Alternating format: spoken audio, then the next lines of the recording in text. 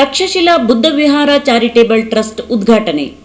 ಗುಂಡ್ಲುಪೇಟೆ ಪಟ್ಟಣದ ದರ್ಶನ್ ಕನ್ವೆನ್ಷನ್ ಹಾಲ್ನಲ್ಲಿ ನಡೆದ ತಕ್ಷಶಿಲಾ ಬುದ್ಧ ವಿಹಾರ ಚಾರಿಟೇಬಲ್ ಟ್ರಸ್ಟ್ನ ಉದ್ಘಾಟನಾ ಕಾರ್ಯಕ್ರಮವನ್ನು ಆಯುಷ್ಮಾನ್ ಡಾಕ್ಟರ್ ಕಲ್ಯಾಣ ಸಿರಿ ಬಂತೇಜಿ ಅವರು ಮತ್ತು ಬುದ್ಧ ಬಸವ ಅಂಬೇಡ್ಕರ್ ಅವರ ಅನುಯಾಯಿಗಳು ಗಿಡಕ್ಕೆ ನೀರು ಹಾಕುವ ಮುಖಾಂತರ ಚಾಲನೆ ನೀಡಿದರು.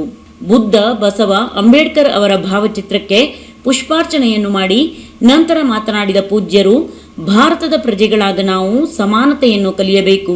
ಮನುಷ್ಯನು ಮಾನವನಾಗಿ ಹುಟ್ಟಿದ ಮೇಲೆ ಸಂಘಜೀವಿಯಾಗಿರಬೇಕು. ಅಲ್ಲದೆ ಮಹಾತ್ಮರ ಮಾನವೀಯ ಗುಣಗಳನ್ನು ಆದರ್ಶವಾಗಿಟ್ಟುಕೊಂಡು ಜೀವನದಲ್ಲಿ ಬದುಕಬೇಕು. ಅದನ್ನು ಜೀವನದಲ್ಲಿ ಅಳವಡಿಸಿಕೊಂಡಾಗ ಮಾತ್ರ ಏಳಿಗೆಯಾಗಲು ಸಾಧ್ಯ ಎಂದರು.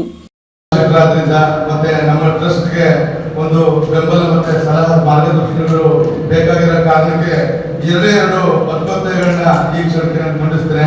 ಅದೇನಂದ್ರೆ, ಒಂದನೇದು ಮಲ್ಲೇಪುರ ಗ್ರಾಮದಲ್ಲಿ ಸರ್ವೆ ನಂಬರ್ಗೆ ಸೇರಿದಂತಹ ಬೌದ್ಧ ಚಟುವಟಿಕೆಗಳನ್ನು ಕಳೆದ 50-60 ವರ್ಷಗಳಿಂದ ನಮ್ಮ ಪೂರ್ವಿಕರು ನಡೆಸ್ಕೊಂಡು ಬರ್ತಾ ಇದ್ದಾರೆ.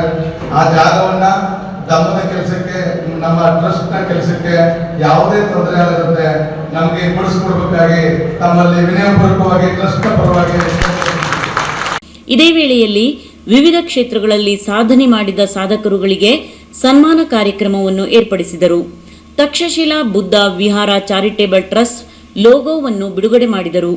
ಈ ಸಂದರ್ಭದಲ್ಲಿ ಕೊಳ್ಳೇಗಾಲದ ಮಾಜಿ ಶಾಸಕರಾದ ಎನ್ ಮಹೇಶ್, ಮಾಜಿ ಶಾಸಕರಾದ ನಿರಂಜನ್ ಕುಮಾರ್, ಖ್ಯಾತ ಚಲನಚಿತ್ರ ನಟ ಚೇತನ್ ಅಹಿಂಸಾ, ಅಕ್ಕ IAS ಅಕಾಡೆಮಿ ನಿರ್ದೇಶಕರಾದ ಡಾಕ್ಟರ್ ಶಿವಕುಮಾರ್, ಕರಾಟೆ ಸೋಸಲೆ ಸಿದ್ದರಾಜು, ಗಣಿ ಮತ್ತು ಭೂವಿಜ್ಞಾನಿ ಇಲಾಖೆ ಜಂಟಿ ನಿರ್ದೇಶಕರಾದ ಡಾಕ್ಟರ್ ಲಕ್ಷ್ಮಮ್ಮ, ಟ್ರಸ್ಟ್ನ ಅಧ್ಯಕ್ಷರಾದ ಸುಭಾಷ್ ಮಾಡ್ರಹಳ್ಳಿ, ಯುವ ವಿಜ್ಞಾನಿ ಹಾಗೂ ಟ್ರಸ್ಟ್ನ ಕಾರ್ಯದರ್ಶಿಯಾದ ಡಾಕ್ಟರ್ ನವೀನ್ ಮೌರ್ಯ ಸೇರಿದಂತೆ ಟ್ರಸ್ಟ್ನ ಎಲ್ಲಾ ಪದಾಧಿಕಾರಿಗಳು ಹಾಗೂ ಎಲ್ಲಾ ಪ್ರಗತಿಪರ ಸಂಘಟನೆಯ ಪದಾಧಿಕಾರಿಗಳು ಹಾಗೂ ಬುದ್ಧ ಬಸವ ಅಂಬೇಡ್ಕರ್ ಅವರ ಅನುಯಾಯಿಗಳು ಹಾಗೂ ಅಭಿಮಾನಿಗಳು ಉಪಸ್ಥಿತರಿದ್ದರು. ಭಾವನಾ ಟಿವಿಗಾಗಿ ಸದಾನಂದ ಕಣ್ಣೇಗಾಲ, ಗುಂಡ್ಲುಪೇಟೆ. ನಮ್ಮ ಜಗತ್ತಿಗೆ ವಿದ್ಯೆಯನ್ನು ಹಂಚಿರ್ತಕ್ಕಂಥ ಒಂದು ವಿಶ್ವವಿದ್ಯಾಲಯ ತಕ್ಷಶಿಲಾ. ಹಾಗಾಗಿ ನಾವು ಪ್ರಸ್ತುತ 24 ಸದಸ್ಯರು ಬಹಳ ಸಮಾನ ಮನಸ್ಕತೆಯಿಂದ ಬುದ್ಧನ ವಿಚಾರಗಳನ್ನ ನಮ್ಮ ಗುಂಡ್ಲುಪೇಟೆ ಭಾಗದಲ್ಲಿ ಹಂಚಿಕೊಳ್ಳತಕ್ಕಂಥ ಒಂದು ಉದ್ದೇಶ ಇಟ್ಟುಕೊಂಡು ನಾವು ಕಳೆದ